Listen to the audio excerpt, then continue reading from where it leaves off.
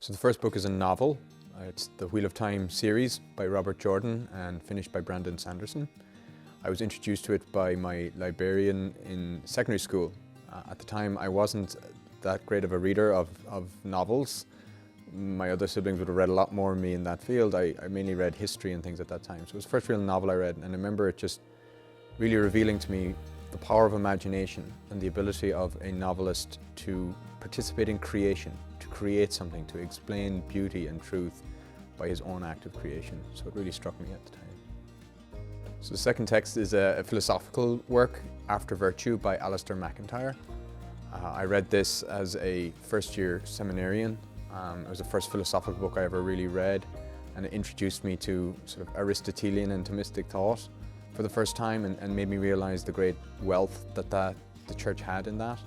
And it also helped me understand the world in which I lived. It made me understand a little bit the confusing narratives of our culture and the sort of internal debates and often shrill arguments that sort of rack our society. And so it really helped me understand the world in which I lived, and I found that quite beneficial. So the summit then we reach is of course a theological text.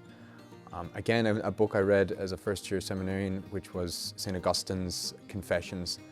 Maybe the first real serious theological work I read, and I was just bowled over by how it's, on the one hand, such a personal work and yet somehow so universal.